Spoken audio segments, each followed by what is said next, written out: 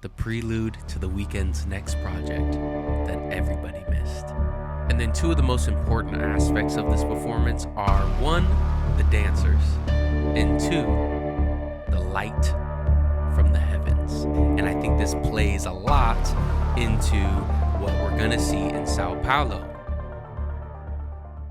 What's up, everybody? My name is Vince. I'm a new YouTuber. If you like this video, please run up the subs and the likes. It would be much appreciated. So The Weeknd is my favorite artist, and I figured, you know what? This album rollout that he's doing has me really inspired, so why not make a video breaking down something that I feel is super important and something that I think a lot of people missed because I didn't see a video on this at all. Today we're going to be doing a short breakdown of his live performance from the After Hours Till Dawn tour. Specifically, we're going to be talking about the North American tour. I won't be able to play clips from the actual performance due to copyright, but I will kind of describe what's going on in the performance that you may have missed. And it's probably something you might want to visit before we see him again in Sao Paulo, Brazil. One thing I really appreciate about The Weeknd is he's super intentional about his visuals, and he definitely was intentional about his live performance. In this performance, there is an overarching theme between good and evil. This is represented in the way that the set list is grouped together. This is represented in the lighting on the stage. And then two of the most important aspects of this performance are one, the dancers, and two, the light from the heavens. I'll explain that in a moment. And before I get too deep into the performance, one thing that I read online that I thought was a really cool theory is as The Weeknd progresses in his tours, he's progressively getting more chromatic in his attire. In his second leg of the tour, he has a chromatic mask and it's all shiny. And then by the time he gets to Latin America, he has a chromatic arm, a silver arm, and then he has more of a robotic head. Somebody was suggesting that this could be a part of The Weeknd's transformation as he is becoming this new being. Now, most of the things in this video haven't been heavily researched, and they are very much so fan theories, me being a fan, but I do think that they have some weight to them, and I'm excited to share them. So in the opening shot of the HBO special live at SoFi Stadium, we see The Weeknd's mask that he wears through his performance in a glass case surrounded by these red figures. And these red figures, you can't tell me otherwise, they are clearly evil. And they're looking at this mask in this glass case as their prized possession. If you put something in a glass case, it's typically for show. You can often find these things at museums, or maybe you have something special at your house and you have it in a glass case. So that is very much their prized possession.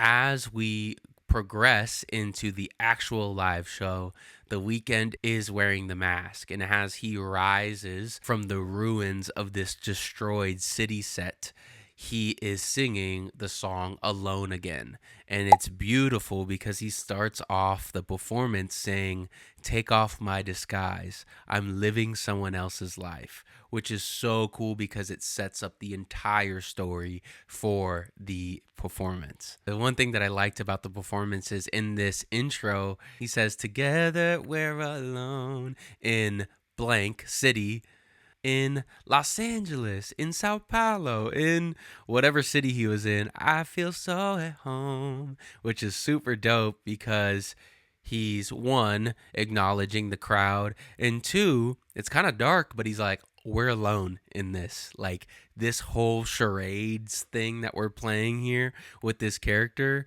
is a lonely journey I'm about to take you on. Kind of dark, but it's kind of what I get from it. Okay, so for a lot of these songs, you are going to have to know the lyrics and the context of it. I'll try to give it here, but the next song he goes into is Gasoline. And during this song, he is also setting the stage for the performance by saying, "I'm trying not to lose my faith." And I think this plays a lot into what we're going to see in Sao Paulo. In his performance in Sao Paulo, he said during Faith that he found his faith there. I think I found my religion in And right here, he's saying, I'm trying not to lose my faith, which is the overarching theme. He's trying to hang on to this faith. And as he sings this song, I want you to notice that the red figures, the little red sperms, are far away from him as he is having an honest moment. Then we go into the song Sacrifice, and he is inviting the figures back to him. If you see in the video, he's kind of like summoning them. He's like welcoming them. And the lyrics are so representative of letting his spirit kind of be succumbed to these spirits. He's saying, every time you try to fix me, I know you'll never find the missing piece. When you cry and say you miss me, I'll lie and tell you that I'll never leave. Which is, I mean, so fuckboy and so accepting of just who he is as a character, The Weeknd. One note that I do want to make is seeing this dude live is so crazy. He reminds me a lot of Freddie Mercury. If you watch old videos of Freddie Mercury, his crowd work is very similar, and it's dope because he kind of lets his voice and just his stage presence lead. He has such like a hold of this audience. Now we go into the song, How Do I Make You Love Me? The figures are far away from him and they are standing still. The lyrics are, it doesn't faze you, I need a breakthrough. Listen to the content of that song. He's less succumbed to the evils and he's striving for a better life. So then we move on in the set to Can't Feel My Face. And this song, if you've seen the music video, is clearly like he is kind of being lured by some evilness and dancing for it, at least in the music video. In this performance, the red figures are not around him. The dancers are not around him. But if you notice, they are dancing. So they're kind of dancing from a distance. And in the previous song, they were just standing still, almost as if they are neutralized when he starts to become more open with his feelings and become more introspective. The next song that we hear is Take My Breath, such a banger, and I love the transition that he goes from in Can't Feel My Face and then Take My Breath. I don't know what the BPM is on that, but the kick drum is do do do do, and I know she'll be the death of me. So there's that song, and then as you get towards the end of that song, it's do do do do. Take my breath. Oh, it's so dope. So it transitions really seamlessly. They have that 4 on the floor moment. But for this song, the red figures are off stage. And I find it kind of interesting, and maybe I'm reaching a little bit here, but in Take My Breath, he has a moment where he says, I know temptation is the devil in disguise. So maybe these little demon figures are like, yo, we're going to let this girl, the subject of the song, we're going to let her kind of do our dirty work for us, and he's just going to be succumbed to her whims, and we're going to take a little break right here. So that's kind of how I took it, them being off stage and that song being kind of leaning a bit dark. Now, after that song is done, it is a huge moment. He looks up, and this is, I believe, the first time he acknowledges the spotlight. So there's this spotlight that comes down on him, and I like to think of it as like God or some heavenly figure shining down on him. And it's beautifully placed, again, because he's singing the song Hurricane. And that's with Kanye West, who was in his Jesus era at the moment. And the lyrics of this song are very spiritual. He's saying, Father, hold me close. Don't let me drown. I know you won't. And as soon as he says, I know you won't, it's a rude interruption of the hills. The stage goes from blue and the spotlight being on Abel to it just being bright red with all these flames, almost as if like the devil's like, nah, homie, come back. You know what I'm saying? And then we get into the hills. It's such a dope transition.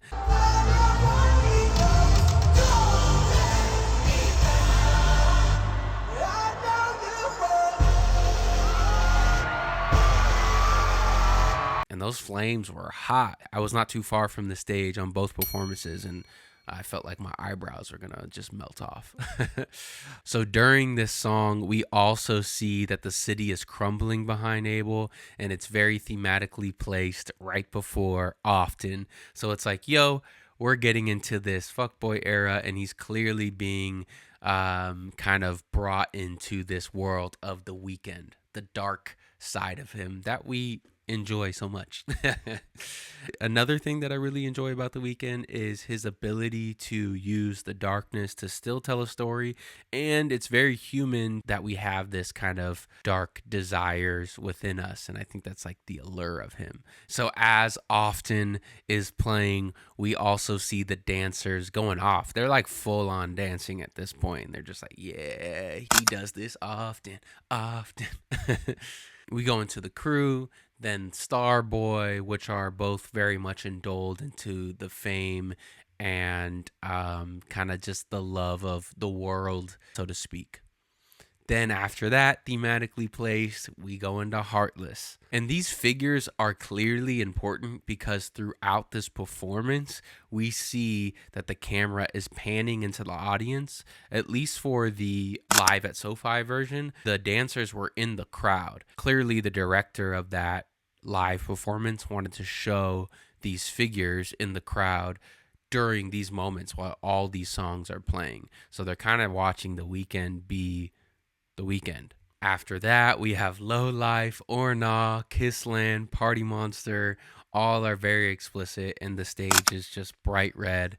And then after that, we have the song Faith, which again is a super important song because in Faith, he says, I'm losing my religion every day. So he's losing his religion in the song Faith. But he also uses this moment in other performances to say he's finding his religion or he's found his religion, and he's looking into his mask like, I want to get rid of this mask. And in the later performances where the mask is more reflective, he's looking into it and he's kind of looking at his reflection. He's saying that he wants to see something that he loves in his reflection. And it's really cool because even musically, it's just his voice and the synth. So it's real intimate and it's not all the drums and all that. I love the attention to detail. He then sings After Hours, which is another song that he's kind of opening up on, right? And the red figures start walking away from him the further he gets into the song. And then he has a beautiful moment of connection with the fans where he doesn't sing anything, but the music's still going and you just hear the crowd singing every word. It's just like beautiful. And now we're back to the good side, maybe the Abel that we are seeing him transform into on this new album. We get into the song Out of Time. I've been so cold to the ones that have loved me. He says, I look back and I realize, real introspective lyrics and moments where he has the opportunity to change his ways. Feel It Coming is also in blue lighting. Then we have Die For You, which is also in blue.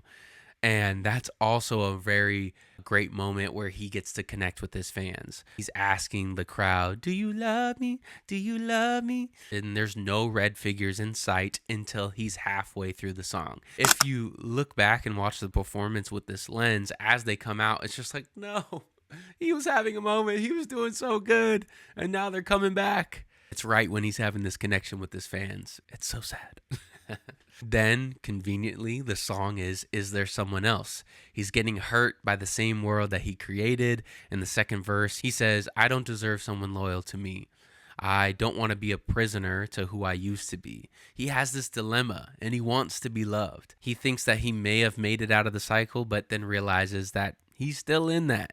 So as he progresses in the song, the figures are dancing around him crazy. And then there's this moment where he looks up into the light. And I'm not sure if I missed other moments where he looks up into the light, but I do know that when I saw him live, he looked at the spotlight quite a bit, almost as if like it was an acknowledgement that something's calling him, some higher power. During Wicked Games, the stage is actually blue. The lights around him make it look like he's behind bars.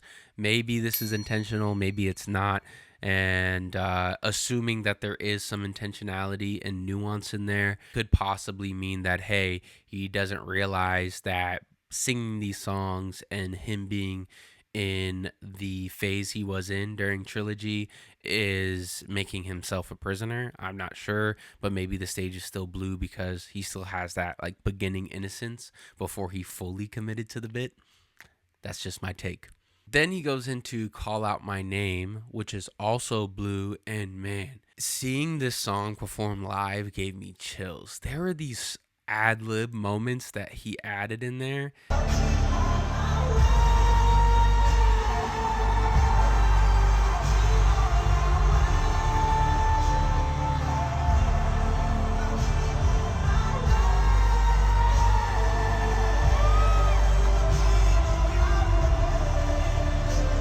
Even the people around where we were sitting were even just saying like, yo, this man is singing his ass off right now. And he actually took those ad lib moments out during his Europe tour.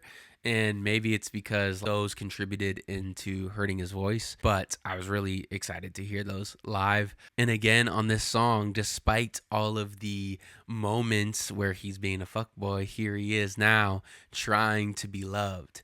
And that's the beauty behind the madness.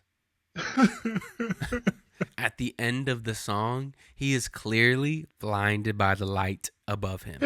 And maybe that's God saying, call out my name. This might be a super reach, but if you listen to the lyrics of that song, and he probably didn't mean it when he wrote it, because we definitely tie that song to the Selena Gomez era. But if you listen to those lyrics and you just take out like one or two lines, that could be kind of like a spiritual song. For the song The Morning, we see the white light. There's no blue, there's no red, and maybe that's just a more nostalgic part of the set, maybe representative of his come up and his innocence during that time period of his career. Save Your Tears comes on. Take Me Back Because I Want to Stay. Save Your Tears for Another Day. I Don't Know Why I Run Away. All these lyrics are very self-aware. The stage is blue at this moment. Then he has the song Less Than Zero, which is another acknowledgement, introspective song.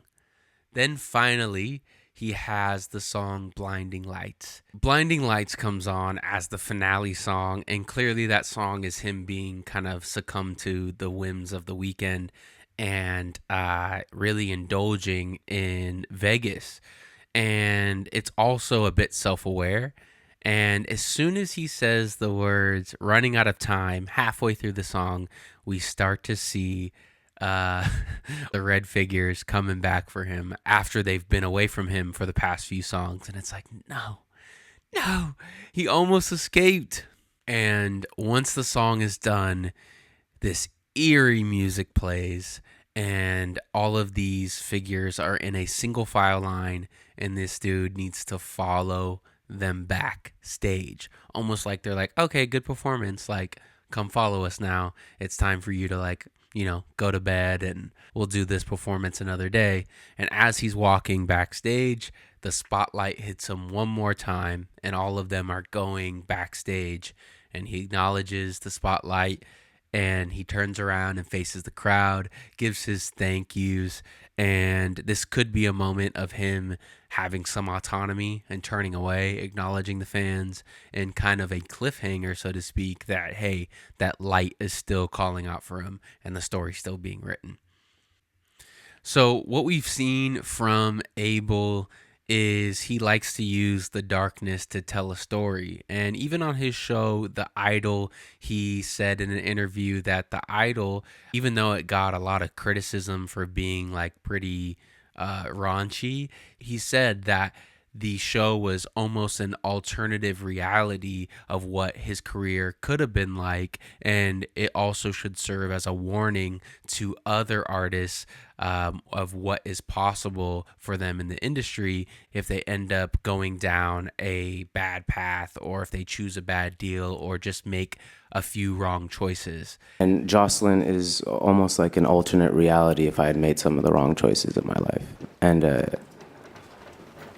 it's almost like me trying to, you know, show the world or teach young artists to, you know, make the right decisions, maybe subconsciously, I don't know. And I think that his live stage performance and his music is no different. I think he uses these themes to tell us a story. He even says in interviews that The Weeknd has very much become a character, which is why I think he is doing his last album as he transitions into being more Abel or another moniker that he creates under. And it definitely feels like a character that he's playing at this point. If you saw the backstage video of this guy greeting a fan, he was so gracious, so nice. Where are you from originally? Tampa, Florida. Yeah, so you're from Tampa. Yeah, chilled out too, man. Yeah, it was great. Yeah, well, bring back memories from that. When we do it again, yeah. Can we get a picture, bro? If you get a chance to see him live, I definitely think it's worth the ticket price. Definitely a very inspiring performance. And yeah, if you enjoyed this and you want to be part of the listening experience when he drops the album, or even just want to support the channel, please subscribe, like it. I'm just getting started, and your encouragement and support would mean a lot. All right, hope you enjoyed the video, and let's continue the conversation in the comments. Peace.